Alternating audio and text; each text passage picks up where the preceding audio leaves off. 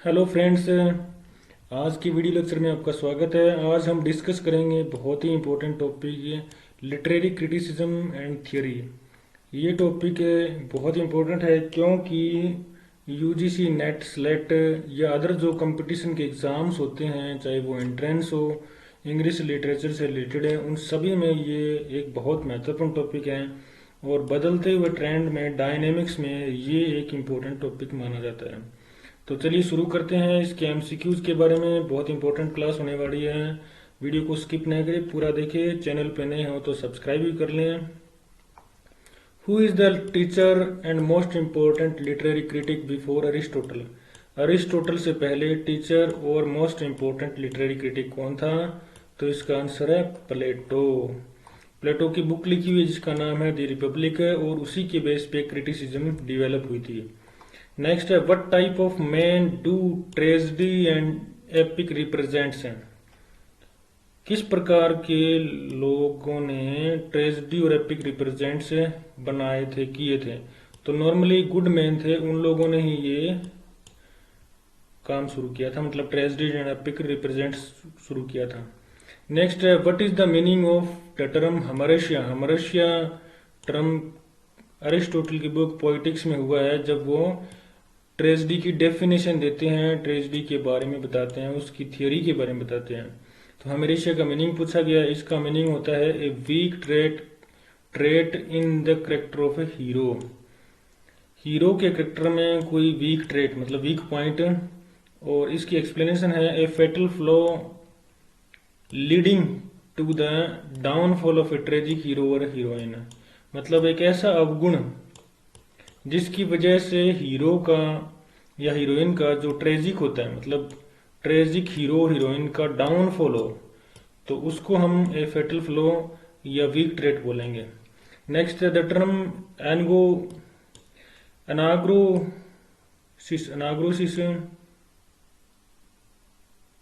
Is used by Aristotle means है। Aristotle ने ये जो वर्ड यूज किया है अनाग्रोसिस में, मतलब इसका मीनिंग पूछा गया है। तो इसका मीनिंग है the hero is recognition of tragic flaw.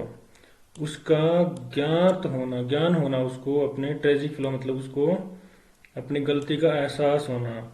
तो इसकी एक्सप्लेनेशन है anagnorisis correlates with the character's new knowledge. इसका जो नया नॉलेज है कि उसमें क्या कमी है, उसके बारे में ये बताता है। Next, who rejects the pathological theory of catharsis?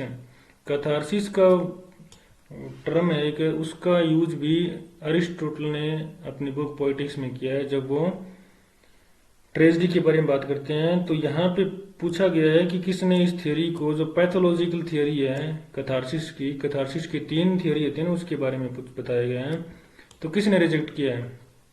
तो इसका आंसर है एफ एल लुकास ने। क्योंकि इन्होंने लिखा है, ये एक क्रिटिक है एफ एल लुकास, इन्होंने कहा है he criticize that theatre is not a hospital and audiences are not patient. और ऑडियंस है वो पेशेंट्स नहीं है। Next, Aristotle declared that the plot is the soul of tragedy. Aristotle ने जब ट्रेजेडी की डेफिनेशन दी थी तब कहा था सोल ऑफ ट्रेजेडी, प्लॉट को। ये बहुत बार एग्जाम में पूछा गया है। इसकी एक्सप्लेनेशन है the plot is the underlying principle of tragedy. Plot tragedy के लिए बहुत इंपॉर्टेंट है। By plot Aristotle means the arrangement of incidents. ये भी बहुत इंपॉर्टेंट लाइन है। अरेंजमेंट ऑफ इंसिडेंट्स है मीन्स यूनिटी ऑफ एक्शंस है, यही मतलब है प्लॉट का। Incident means action and tragedy is an imitation of actions, both eternal and external. That is to say that it also imitates the mental processes of the dramatic personi. Personi means character. तो character की जो mental process है उसकी भी imitation करता है। Next, who defines criticism as the play of mind?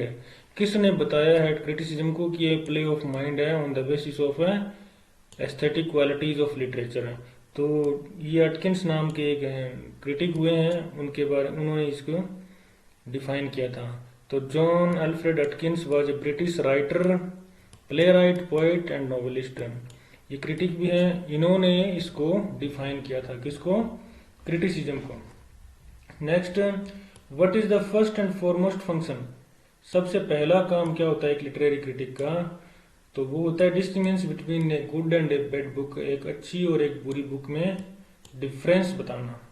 Next, Sidney's apology for poetry is an example of theoretical criticism. Apology for poetry है Sidney की लिखी हुई, फिलिप सिडनी की बुक है, एक क्रिटिसिज्म के ऊपर लिखी हुई बुक है। तो उसका जो एग्जाम्पल है वो किस प्रकार का एग्जाम्पल है, मतलब वो जो क्रिटिसिज्म है वो किस प्रकार की है, तो वो है थियोरेटिकल क्रिटिसिज्म। अब बात करते हैं इस बुक की, तो एन अपोलॉजी फॉर पोइट्री और the defence of poetry.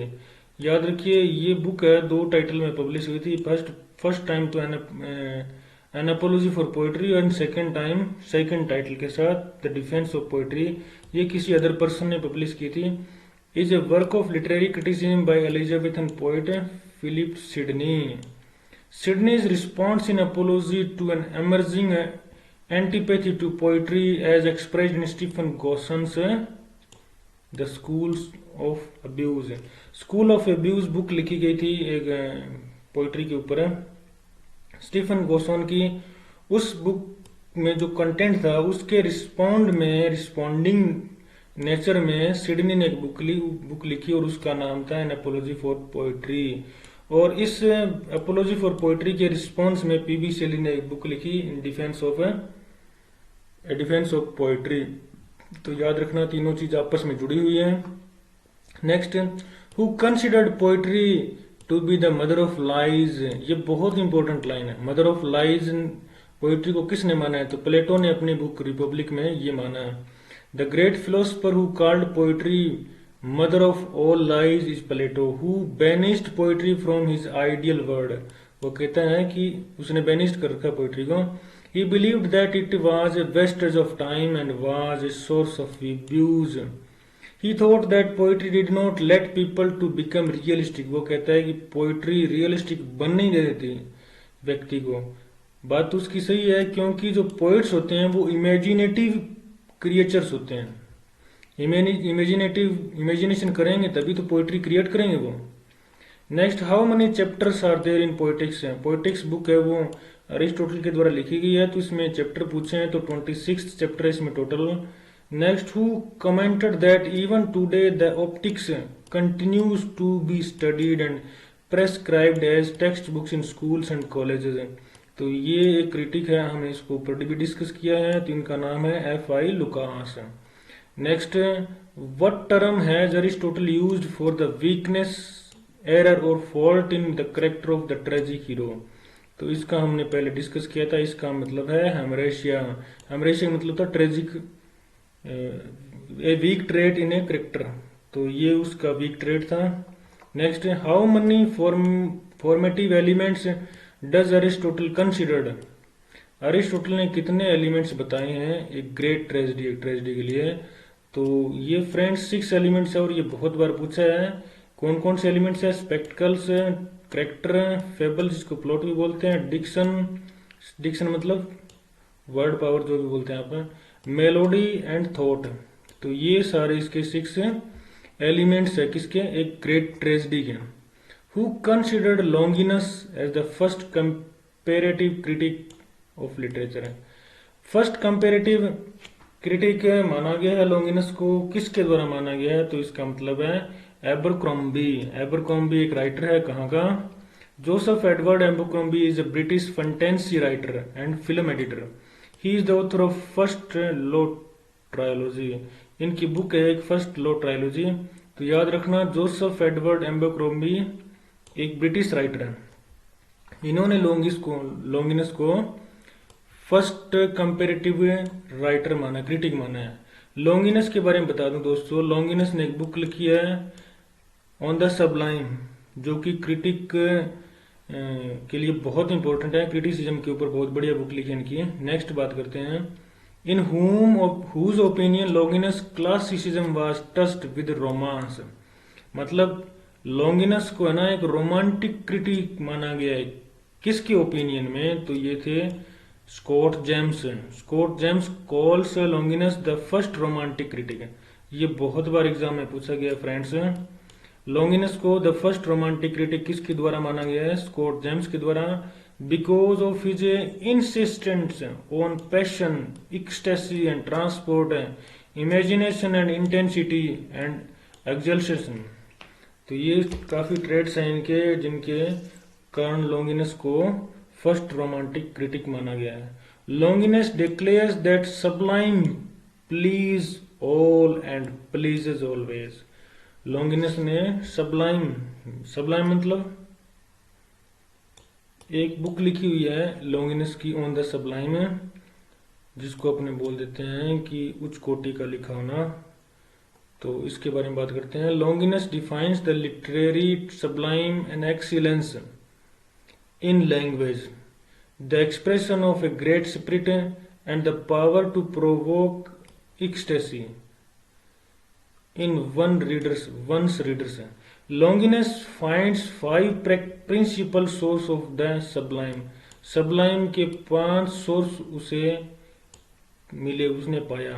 The first 2 of which are largely the gift of nature and the remaining 3 are the gift of art। First, the grandeur of thought, capacity of strong emotions, appropriate use of figures, nobility of diction and dignity of composition और happy synthesis of all the preceding elements।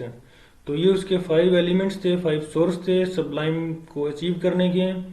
Next हम बात करते हैं। Longinus says that great literature springs from great and lofty souls. ये जब उसने literature में criticism बताई तब उसने कहा था। तो इसके एक्सप्लेनेशन देखते हैं मित्रों। Great literature springs from great and lofty souls and not from those with whom the world is too much. याद रखना ये लाइन बहुत इंपॉर्टेंट है। It is only through sublimity that the greatest poets and prose writers have derived their eminence. तो उम्मीद करता हूं आपने इस लाइन समझ ली होगी। ये लाइंस कोटेशन में बहुत बार पूछी जाती है कि किसकी लिखी हुई है। According to Longinus the chief function of literature is aesthetic.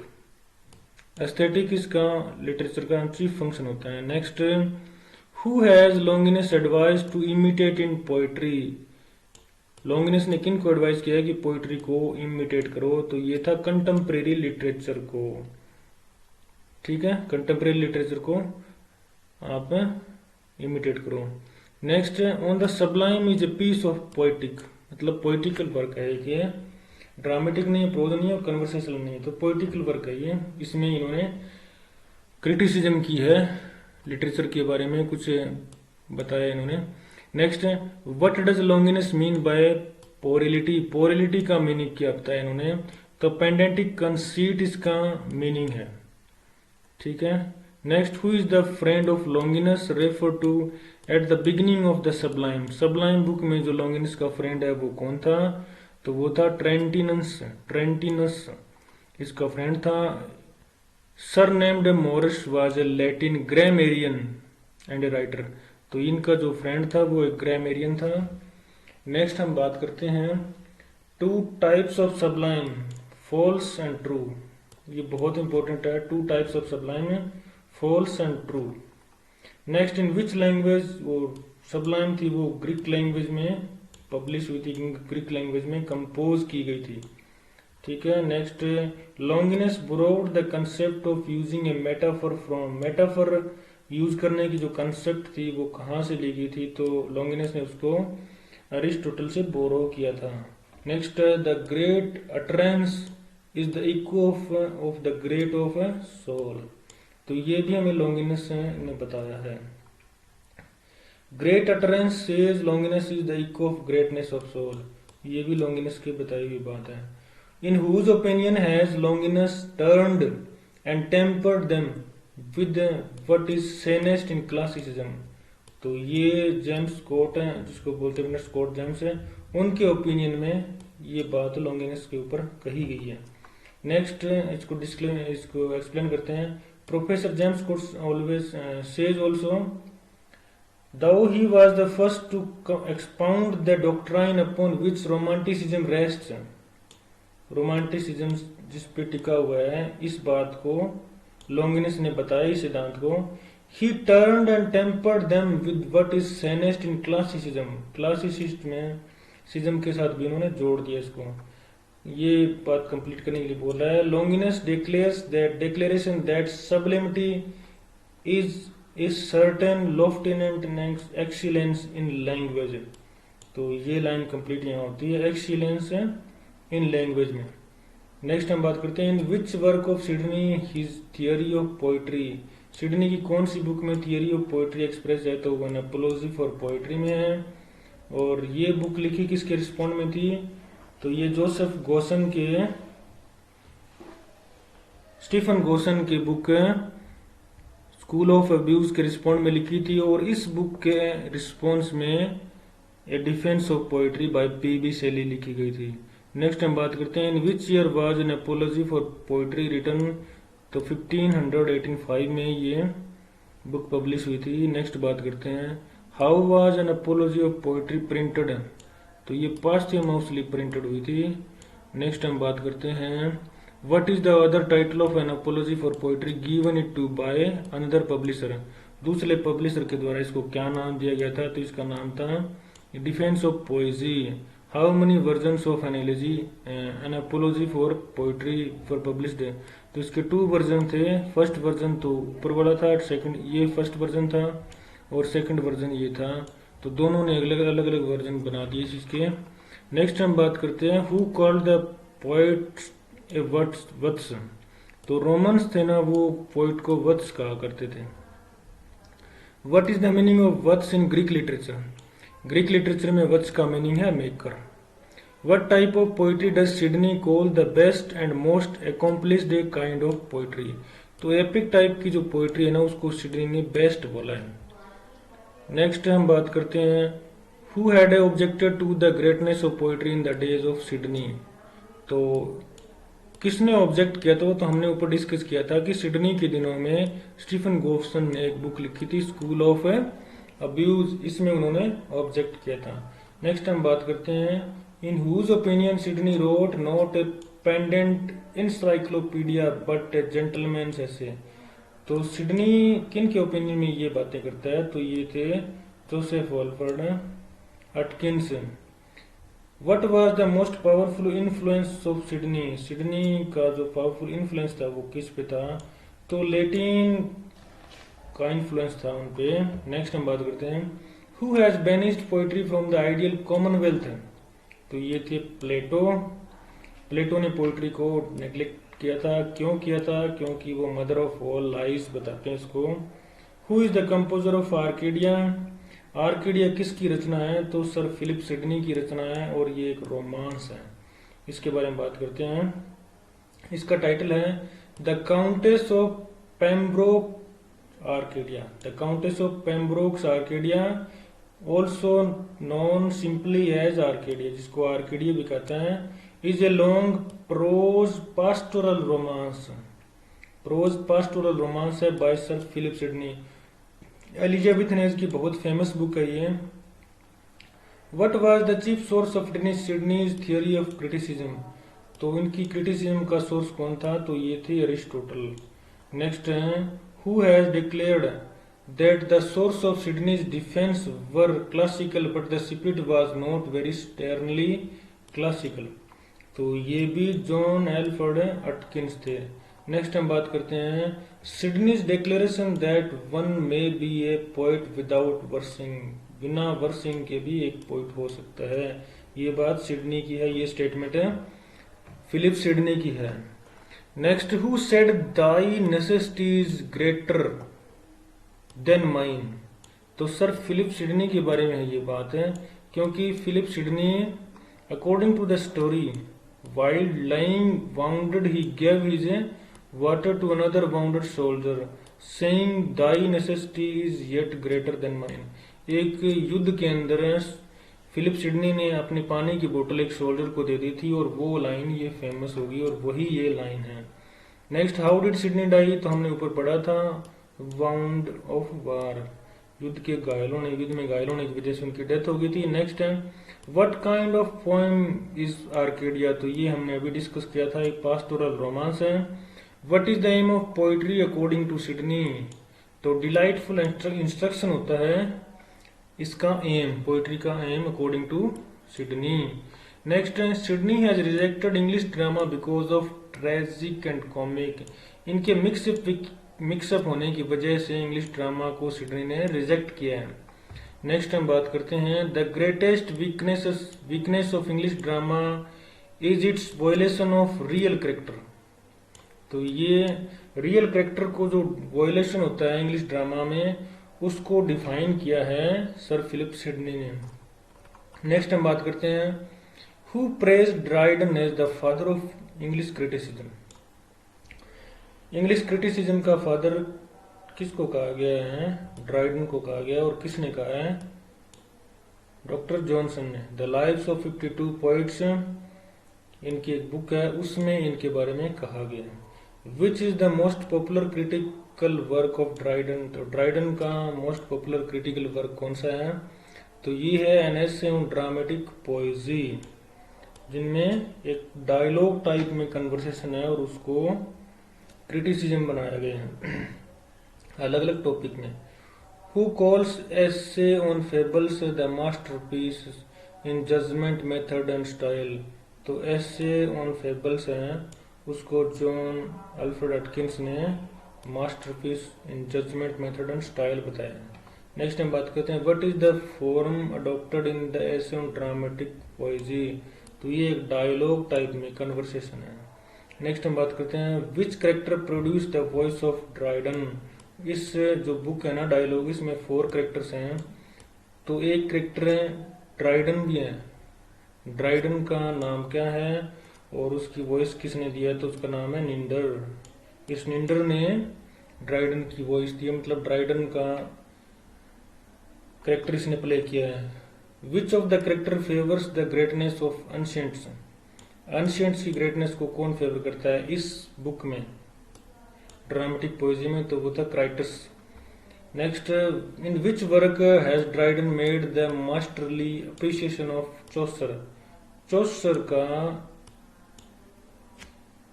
की अप्रिसिएशन कौन सी बुक में की ड्राइडन ने? तो इसका आंसर है preface of the fables.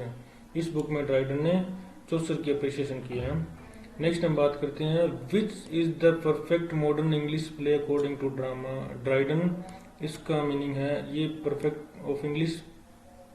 Perfect modern English play है, ये है साइलेंट वुमेन। नेक्स्ट है who thinks that his reputation as a critic rest on a sure and lasting foundation. किसको समझा जाता है? तो ये थे टी.एस. इलियट है, थॉमस स्टर्न्स इलियट है, जो कि बहुत फेमस हैं अपनी द वेस्टलैंड बुक की वजह से। वेस्टलैंड इनकी एक बुक है। इन्होंने सोसाइटी को क्रिटिसाइज किया है, मॉडर्न वर्ल्ड को क्रिटिसाइज किया है, और टी.एस. इलियट को the physician of modern world कहा गया है। नेक्स्ट हम बात करते हैं according to Lisideius. Lisideius third character है। हमने 2 कैरेक्टर के बारे में बात कर ली ड्रामेटिक पोएजी में, Neander, Crites and Lisideius. The French use rhyme in place of a blank person. According to Lisideius the French use rhyme in place of blank person. तो हम अगर बात करते हैं which English poet has been most objected to by Lisideius. Lisideius के द्वारा कौन से विच इंग्लिश पोइट, मतलब कि कौन से इंग्लिश पोइट थे जिन्होंने लिखा था? तो ट्रेजिक कॉमेडी के जो पोइट थे उनको ऑब्जेक्ट किया है किसके द्वारा? लिसिडस के द्वारा। नेक्स्ट हम बात करते हैं what great achievement has been in the essay of dramatic poetry freedom of classical rules. इसकी अचीवमेंट सबसे बड़ी यही थे essay on dramatic poesy, freedom of classical rules है। नेक्स्ट हम बात करते हैं the scene of an essay of dramatic poesy has been laid on. तो ये पूछा गया कि ये जो सीन था वो कहाँ हुआ था? तो थेम्स रिवर है, उस रिवर में बोट पे 4 लोग बैठे हैं, वो अपने डायलॉग्स अपने थॉट्स रख रहे हैं, और उसी थॉट्स को एक एसे के रूप में ड्राइडन ने कंपोज किया है। तो ये उसकी सेटिंग है, वो बोट है वो थेम्स रिवर पे है। Next the age of Dryden is neo classical age. Alexander Pope और जॉन ड्राइडन दोनों ही नियो क्लासिकल एज के थे। नेक्स्ट है what is the function of drama according to Dryden. Delight and instruct is the function of drama drama is just and lively image of human nature, और ये Dryden की definition है। The French drama has been preferred, French drama को Lisideius ने prefer किया था। और इसका चौथा करेक्टर है इग्नियस, याद रखना लिसिडियस क्राइटस है और ये निंडर है, यहाँ पे गलत लिखा गया है, निंडर था यहाँ पे। How long was the total literary period of Dryden, तो ड्राइडन का लिटरेरी पीरियड था वो कितना था, तो वो 40 इयर्स था, काफी लंबा पीरियड था। The central theme of essay of dramatic पोएजी justification of English drama, English drama को जस्टिफाई करना था, बस यही इसकी थीम थी। बाकी डिस्कस चारों पे टॉपिक पे होती है। ड्राइडन प्रेजेस चौसर एज गॉड्स प्लेंटी, तो ये जो खिताब दिया गया है गॉड्स प्लेंटी चौसर को, वो ड्राइडन के द्वारा दिया गया है। Next, who has been symbolised through the character of critics, तो किसको सिंबलाइज किया था, रॉबर्ट हावर्ड को माना गया है। रॉबर्ट हावर्ड है ना, उसको ये माना गया है कि वो क्राइटस के रोल में थे ड्राइडन की ऐसे ऑन ड्रामेटिक पोएजी में। If he had seen ours might have change his mind, who is he in that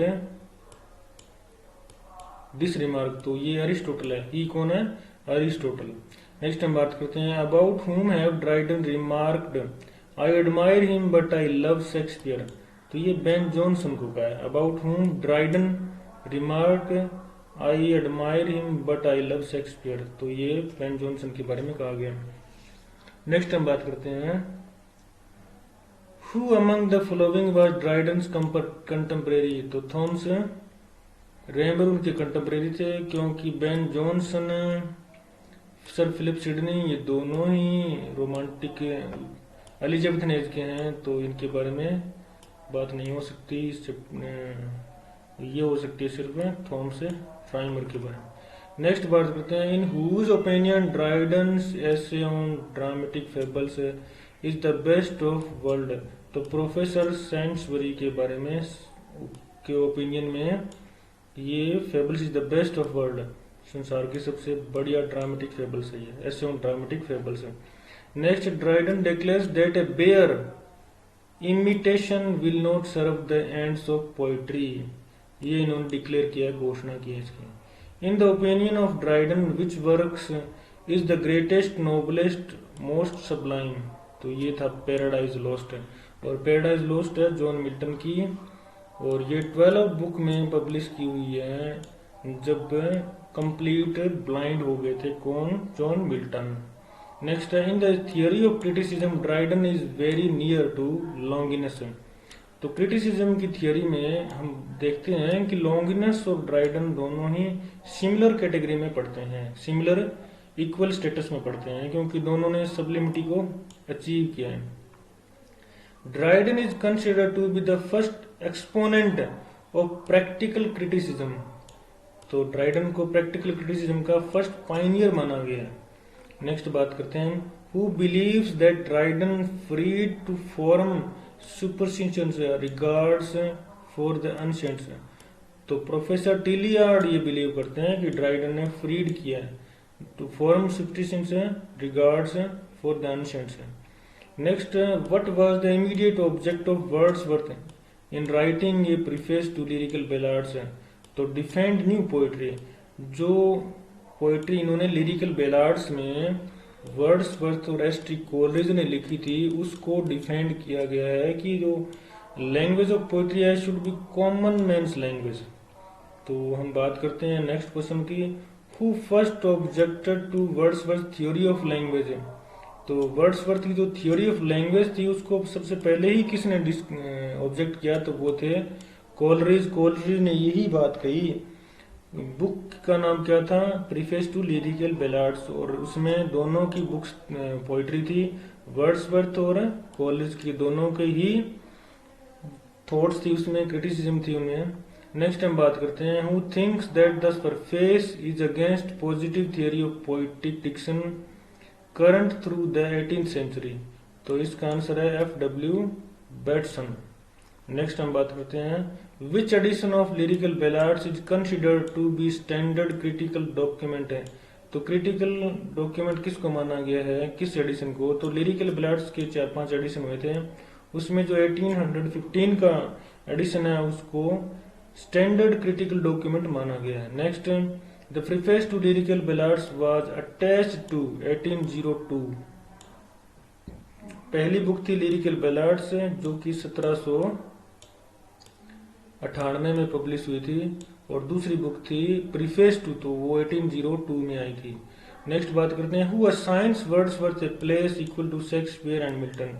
तो मैथ्यू आर्नोल्ड ने इनको ये जगह दी है किसके बाद में, शेक्सपियर एंड मिल्टन के बाद में वर्ड्सवर्थ को तीसरे नंबर पे माना है। नेक्स्ट हम बात करते हैं, the lyrical ballad was first published in 1798 में। Who says that for Wordsworth the plot or situation is not the first thing, it is feeling that matters है। और ये कहा आर्नोल्ड ने, वर्ड्सवर्थ के बारे में ये बात कही है कि वर्ड्सवर्थ को प्लॉट और सिचुएशन है वो फर्स्ट नहीं है, सिर्फ फीलिंग्स है, क्योंकि वर्ड्सवर्थ को एक नेचर पोइट माना गया है। नेक्स्ट हम बात करते हैं, who says that every great poet is a teacher. तो every great poet is a teacher, ये कौन कहता है? ये कहा है वर्ड्सवर्थ ने। नेक्स्ट हम बात करते हैं, who remarks that there abide these three, Aristotle, Longinus and Coleridge, ये बात कही है सेंट्सबरी ने। नेक्स्ट हम बात करते हैं, Wordsworth says that poetry is the breath of all knowledge and spirit. ये जब पोइट्री की डेफिनेशन देते हैं तो ये powerful feelings, overflow powerful feelings है, तो वहां पे हमें ये डेफिनेशन वाली लाइन मिलती है। नेक्स्ट हम बात करते हैं, who thinks that the preface is not tactful writing. तो डेरेक रोपर ने ये कहा है कि प्रीफेस है, जो प्रीफेस टू लिरिकल बैलाड्स है, वो टैक्टफुल राइटिंग नहीं है। नेक्स्ट हम बात करते हैं, for Wordsworth the chief object of poetry is not to instruct but to delight, means pleasure. Pleasure होना चाहिए पोइट्री का first aim. Who has praise Eliot for his gift of praising. तो क्लाइव बेल नाम का एक critic हुआ है, इन्होंने इलियट को गिफ्ट ऑफ फ्रेजिंग है ना उसके लिए प्रेज किया है। अब ये फ्रेजिंग क्या है, अगर आपने टी.एस. इलियट की द वेस्टलैंड पढ़ी है तो आपको अच्छे से समझ में आ गया होगा, क्योंकि वेस्टलैंड में बहुत ज्यादा फ्रेजिंग यूज हुई है। नेक्स्ट है, Eliot says poetry is not a turning loose of emotions but an escape from emotions. तो इलियट की ये डेफिनेशन है पोइट्री की, ये है द मेटाफिजिकल पोइट्स में इन्होंने ये डेफिनेशन दी है। नेक्स्ट हम बात करते हैं, which classical critic does Eliot resemble most of all. तो अरिस्टोटल के नजदीक पढ़ते हैं, रिजेंबलेंस में रिजेंबल करते हैं उनको Eliot. What is the theme of poetry for Wordsworth, rustic life, मतलब कॉमन जो रूरल लाइफ है ना उसको इन्होंने अपनी पोइट्री की थीम बनाया है। नेक्स्ट और लास्ट हम बात करते हैं, in whose opinion the preface marks the beginning of a new age. तो मार्गरेट ड्रेबन नाम के एक राइटर थे, इन्होंने माना है कि प्रीफेस है ना वो इसने एक नई एज को डेवलप किया था, और उस एज का नाम था रोमांटिक एज, और इनकी जो कॉन्सेप्ट थी वो रोमांटिसिज्म पे डिपेंड थी। तो फ्रेंड्स, आज की वीडियो लेक्चर में बस इतना ही। Thanks for watching.